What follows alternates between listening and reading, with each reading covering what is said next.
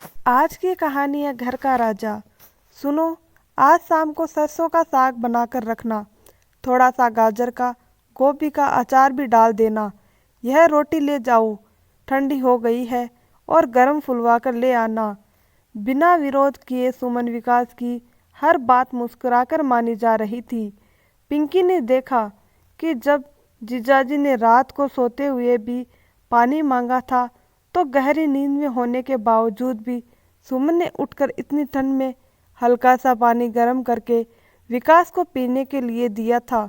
सुमन पिंकी की बड़ी बहन थी, क्योंकि उसके पति 3 दिन के लिए किसी दूसरे शहर में गए हुए थे, तो पिंकी रहने के लिए सुमन के पास आ गई थी। वह तब से यही नोटिस कर रही थी कि दीदी का हर काम जीजाजी के लिए ही होता था। ऑफिस में जीजाजी के दोस्त की पत्नी गांव गई हुई थी, तो जीजाजी दीदी को ही फालतू खाना रखने और बनाने को बोलते थे। दीदी ने कभी विरोध क्यों नहीं किया। पिंकी ने दीदी को समझाने की कोशिश की। आज का ज़माना कोई पुराना ज़माना नहीं है। मैं तो हमेशा अपनी मनपसंद सब्जी बनाती हूँ। अगर रात को मैं सो जाऊँ तो दिनेश की हिम्मत नहीं है कि मेरे से अपनी मांग ले। मैं किसी की नौकर नहीं हूँ। मैं किसी की नौकर नहीं हूँ कि उनके दफ्तर में भी सभी का खाना बनाती फिरूँ, उनके कपड़े धोकर फ्रेश करती फिरूँ। दीदी, क्या तुम्हें यह सब करते हुए बुरा नहीं लगता? पिंकी ने पूछा।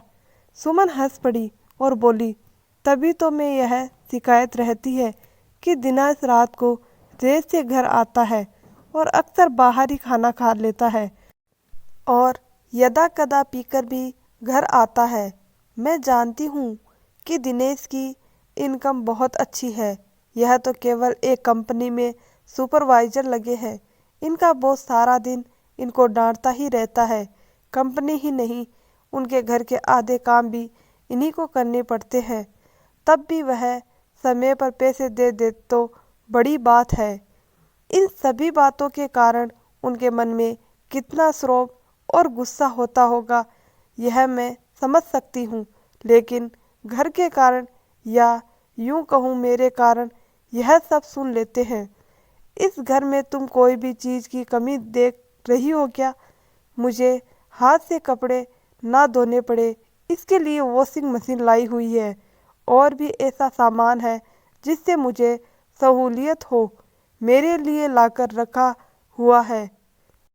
मेरे कहने से पहले ही समझ जाते हैं कि मुझे किस चीज़ की ज़रूरत होगी। वहाँ तो यह पूरा व्यवहार झेल कर आते ही हैं। अगर मैं भी ऐसा ही करूं और इनका ख्याल ना करूं, तो यह जो सुख और शांति इस घर में जो तुम देख रही हो, यह कहाँ होती। सुमन ने पिंकी को समझाते हुए कहा कि तुम्हारा व्यवहार ही निर्धारित करेगा कि तुम कैसे रहोगी। पति को राजा बनाकर रखोगी तो स्वर्ग की तुम अपनी घर की रानी बन जाओगी। गुलाम बनाकर रखोगी तो तुम गुलाम की पत्नी, नौकरानी ही कहलाओगी। वह बाहर तो इतना काम और परेशानियां झेलते हैं, लेकिन घर में उन्हें बहुत सम्मान मिलता है। तभी तो वह मेरे हर सुख का इतना ख्याल रखते हैं।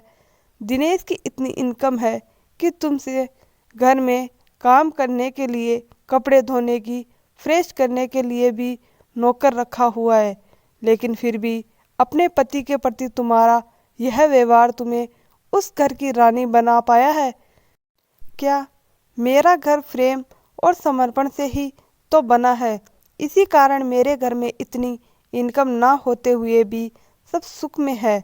इसी सुख की लालसा में तुम्हारे जीजाजी कभी बाहर इधर उधर टहलते हैं या भटकते नहीं हैं। ऑफिस से छुट्टी होते ही सीधा घर आते हैं, क्योंकि एक यही ऐसी जगह है जहां उन्हें अपने राजा होने का एहसास होता है। तुम्हें कुछ भी लगता हो, लेकिन मुझे बुरा नहीं लगता। यही मेरे सुख का आधार है। दोस्तों, इस कहानी से यही सीख मिलती है, अपने पति से प्रेम करें। आप प्रेम करोगी तो आपका पति आपसे 4 गुना ज़्यादा प्रेम करेगा। दोस्तों, आपको हमारी ये छोटी सी कहानी कैसी लगी, हमें आपकी राय कमेंट बॉक्स में ज़रूर बताएं। अगर कहानी अच्छी लगी तो चैनल को सब्सक्राइब करें और वीडियो को लाइक ज़रूर करें। धन्यवाद दोस्तों।